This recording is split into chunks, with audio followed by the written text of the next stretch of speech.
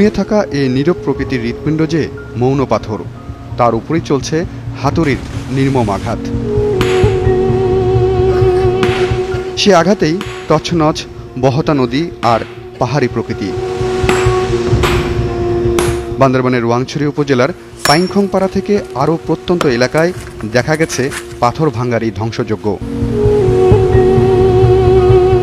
শুধু ওয়াংছড়ি নয়, রুমা পেরিয়ে থানচি কিংবা লামা আলী কদমেও একই দৃশ্য। ফুরু ভাই আর নুর আলম ভাই জানে, আমরা তো ডেলি কাজ করতেছি মজুর। এই পাথর ভাঙার অর্ডার দিয়েছে পুরু, ব্রিজ করার কথা ছিল বলে পাথর ভাঙার অর্ডার দিয়েছে। থানচি উপজেলা থেকে শঙ্খ নদী ধরে যত উপরে ওঠা যায় দেখা মিলবে হাজার বছরের পুরনো পাথরখণ্ড। এক একটি পাথর যেন বয়ে চলেছে এখানকার প্রকৃতির হাজার বছরের নীরব ইতিহাস। তথাকথিত উন্নয়নের জন্য, এশিয়ান হাইওয়েজের জন্য, কক্সবাজার রোডের জন্য, ঢাকা রোডের জন্য তুলে নিচ্ছে পাথর।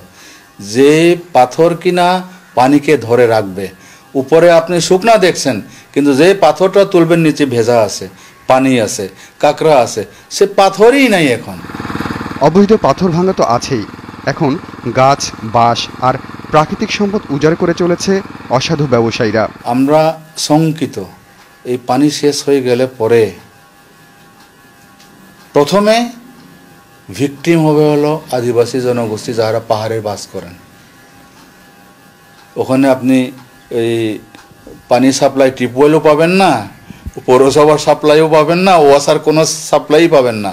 সরাসরি তারা তো নির্ভরশীল হলো ঝর্ণা থেকে, ছড়া থেকে, ঝিরি থেকে। ওই পানি শেষ হয়ে যাচ্ছে, হবে। প্রকৃতি বিনাশী এসব কর্মকাণ্ড প্রভাব ফেলছে শঙ্খ নদীর উপরও। নদীর তলদেশে ক্যামেরা নামিয়ে দেখা গেছে নষ্ট হচ্ছে নদীতলের জীববৈচিত্র্য।